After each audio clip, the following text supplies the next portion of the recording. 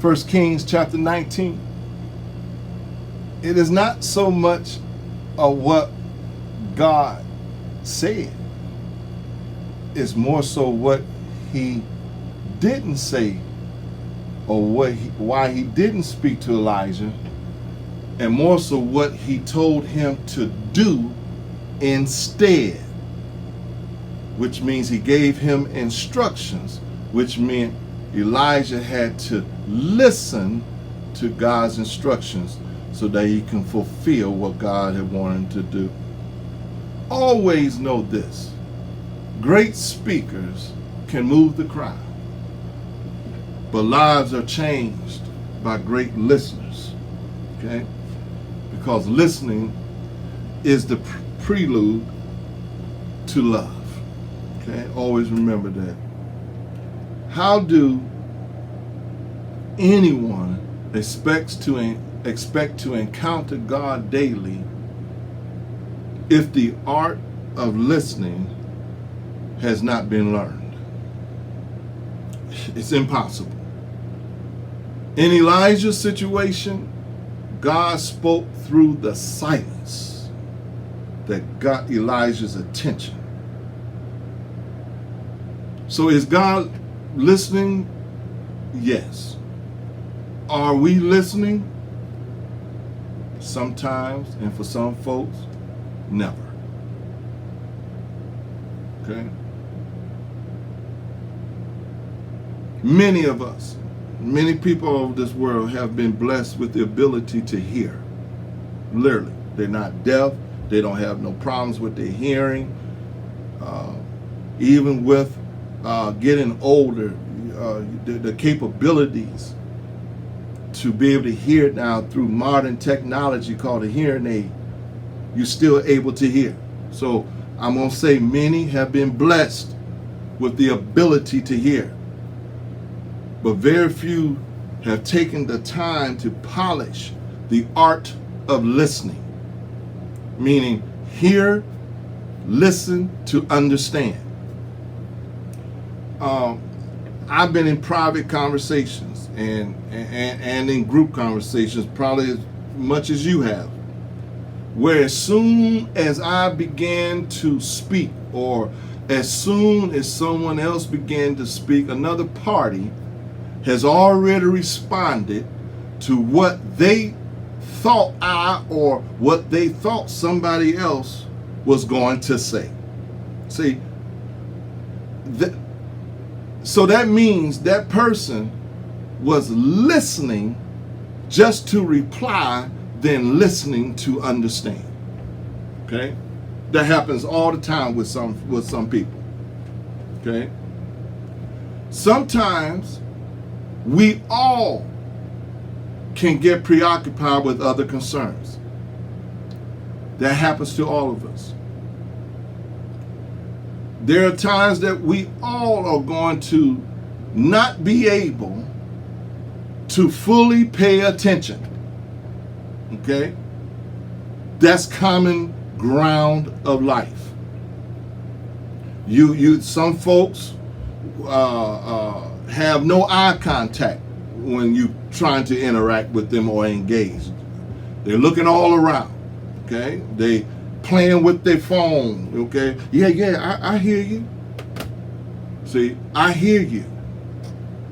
Messing with their hair, or they have, or you have to deal with the know-it-all mentality. The person with the ego problem, self-centered, always focusing on what only they want to convey. See, all this is part of our enduring the human life. Okay? All of us either have done it, have grown out of it, or have done it and still doing and need to grow out of it. Okay? Practicality of life that I'm giving you right now. Okay? So, as we begin to close, I want to look at one more narrative to deal with the hearing and the listening. I want you to understand listening is very, very important. Okay, don't never put that off. Walk with me to Genesis chapter 3.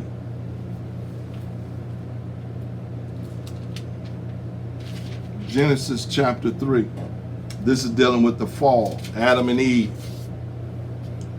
Okay? Genesis chapter 3, verses 8 through 10. Okay? Very, very familiar story.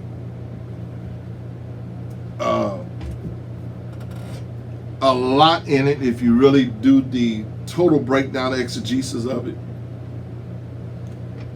You can miss some things or maybe not understand some things completely, but it is the basic concept of how sin entered the world. And I'm sure you know, before sin, Adam and Eve had a close and open relationship with God. They communicated together. Hear that word. They communicated together. We're dealing with hearing and listening. Okay? So as we look at, Genesis 3, verse 8 through 10, let's read this. And I'm going to see if you caught this before. Okay? Okay, this is very, very important. Verse 8, Genesis 3, verse 8. And they heard. It's already opened up to you. Verse 8 again. And they heard the voice of the Lord, God walking in the garden in the cool of the day. I'm going to explain that. And Adam and his wife hid themselves from the presence of the Lord God amongst the trees of the garden. Okay, verse 9. Look at verse 8 again. And they heard the voice. All right. Verse 9. And the Lord God called unto Adam and said these words, Where art thou? In other words, where are you? Not locality, but spiritually. Where are you with me? Okay? Where are you spiritually now? Verse 11. Verse 10. And he said, I heard your voice. Come on now. Come. I want you to see. You ought to already see where I'm going with this. And he said, I heard your voice in the garden, and I was afraid because I was naked, and I hid myself. First thing you need to recognize in verse 8 is that God was heard in the garden and not seen. Look at it again. And they heard the voice. It don't say they saw God. It says they heard the voice of God. Right? Walking, my God, in the garden. Then it says in the cool of the day. So every day they would hear God's voice in the cool of the day. The expression in the cool of the day is they heard God's voice with the wind of the day. The cool of the day, the wind of the day. Okay? The wind. The wind. Okay? Okay? And then you listen to what Adam says after that. Okay? In verse 10, and I heard that voice in the garden, and I was afraid. Okay? See, that is key. So that means every day, God would communicate with Adam and Eve. Every day they heard God with the wind of the day. Come on. Which meant they had to listen to him, meaning understand him. But this day, okay, they heard God. They had got the instructions, but they didn't listen. They listened to the enemy that got them hiding. Okay? They heard God. God was not seen. Okay? They heard God's voice, it says.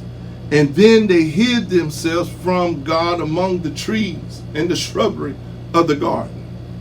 Once again, the key word is heard. That is very important in our faith. They heard God, but they never seen God. But they communicated with God every day, once again, because God came to them in the cool of the day, meaning with the wind of the day, to speak to them. This is critical. So if he's doing that, did that with them, do you not think that God is not speaking in the cool of the day, with the wind of the day, okay, along with visual elements that allow us to understand that he's moving like he did Elijah when the storms come, okay, and after the storm is over, the quietness of the storm brings a calmness, a silence,